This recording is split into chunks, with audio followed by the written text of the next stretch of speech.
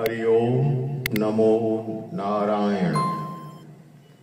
श्रीमद् भगवत गीता के 7वें अध्याय का महात्म्य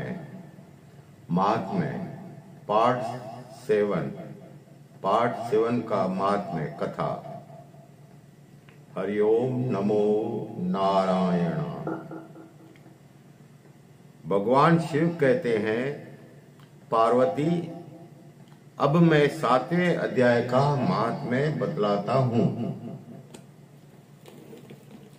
जिसे सुनकर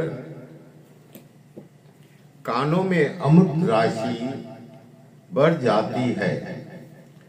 पाटलिपुत्र नामक एक दुर्गम नगर है, जिसका गोपुर द्वार बहुत ही ऊंचा है। उस नगर में शंखकर्ण नामक एक ब्राह्मण रहता था।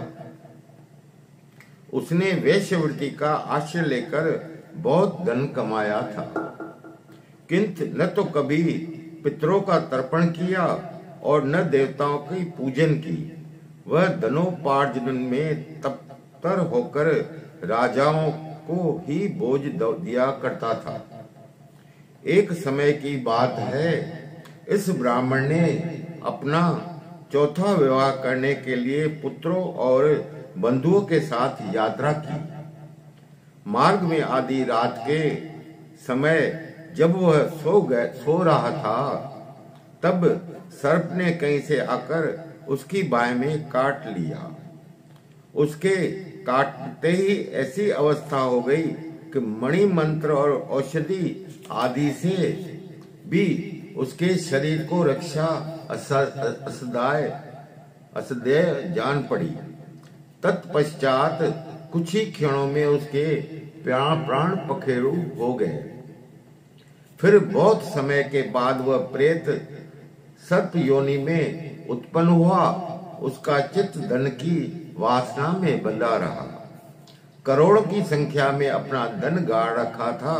उसने उन पुत्रों को विचित होकर पिता ने स्वप्न में अपने पुत्रों के समक्ष आकर अपना मनोभाव बताया। तब उसके निर्कुश पुत्रों ने सवेरे उठकर बड़े विस्मय के साथ एक दूसरे से स्वप्न की बातें कही। उनमें से मंझला पुत्र कुदांत हाथ में लिए घर से निकला और जहां उसके पिता सर्पयोन धारण करके रहते थे, उस स्थान पर गया। यद्यपि उसे धन के स्थान का ठीक ठीक पता नहीं था, तो भी उसने चिन्हों से उसका ठीक निश्चित कर लिया और लोभ बुद्धि से वहां पहुंचकर बॉबी को खोदना आरंभ किया। उस गड्ढे को खोदना आरंभ किया। बड़ा भयानक सांप प्रकट हुआ उसमें से और बोला, ओ मुड, तू कौन है? किस लिए आया है? क्यों बिल खोद रहा है? अथवा किसने तुझे भेजा है? ये सारी बातें मेरे सामने बता। पुत्र बोला, मैं आपका पुत्र हूं। उसका पिता जो था वह सांप की योनि में चला गया और एक बिल में बैठा हुआ था।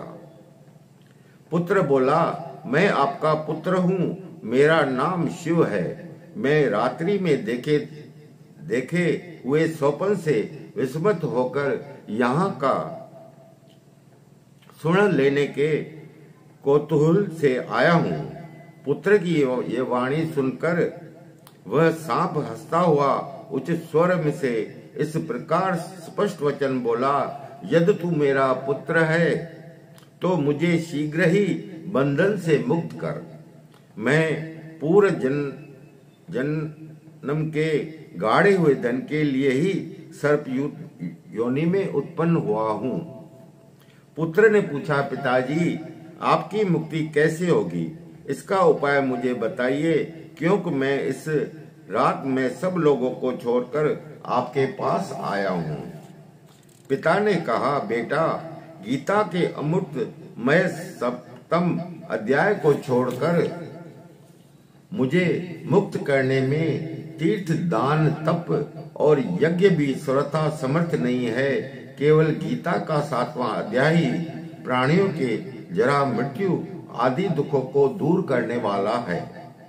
पुत्र, मेरे श्राद्ध के दिन सप्तम अध्याय का पाठ करने वाले ब्राह्मण को श्रद्धा पूर्वक भोजन कराओ, इससे निस्संदेह मेरी मुक्ति हो जाएगी। ये ब्राह्मण कहता है कि मैं सर्प योनि में आ गया, मेरा श्राद्ध कराओ। किसी ब्राह्मण के गीता का 7वां अध्याय कोई ब्राह्मण आके मेरे घर में पढ़े। मैं कर्मकांडी ब्राह्मण हूं, ये गीता का जो 18 अध्याय ज्यादातर मैं घरों में ही पढ़ता हूं। तो यहाँ पे लिखा है कि गीता के 7वें अध्याय को तुम ये पढ़ो और श्राद्ध ब्राह्मण को खिलाओ। श्राद्ध का अर्थ है श्रद्धा। श्रद्धा से जो तुम करते हो वही श्राद्ध है। रोटी खाने से श्राद्ध नहीं होता। श्राद्ध मतलब श्रद्धा। पिता का नाम लेके वो श्राद्ध ब्राह्मण को खिलाओ और 7वें अध्याय का गीता का जो पाठ है वो करने से ये मुक्ति मिल जाती है। बस मैं अपनी शक्ति के अनुसार पूर्ण श्रद्धा के साथ वेद विद्या में प्रवीण अन्य ब्राह्मणों को भी भोजन कराना। सर्प योनि में पड़े हुए पिता के ये वचन सुनकर सभी पुत्रों ने उसकी आज्ञा के अनुसार तथा उससे भी अधिक किया। तब शतकर्ण ने अपने सर्प शरीर को त्याग कर दिव्य देह धारण किया और सारा धन पुत्रों के अधीन कर दिया। पिता ने करोड़ों की संख्या में जो धन बांट कर दिया था, उससे वे सदाचारी पुत्र बहुत प्रसन्न हुए। उनकी बुद्धि धर्म में लगी हुई है, इसलिए उन्होंने बावली, कुआं, पोखरा, यज्ञ तथा देव मंदिर के लिए उस धन का उपयोग किया और अन्नशाला भी बनवाई। तत्पश्चात 7वें अध्याय का सदा जाप करते हुए उन्होंने मोक्ष को प्राप्त किया। पार्वती, ये तुम्हें 7वें अध्याय का महत्व मैंने तुझे बताया।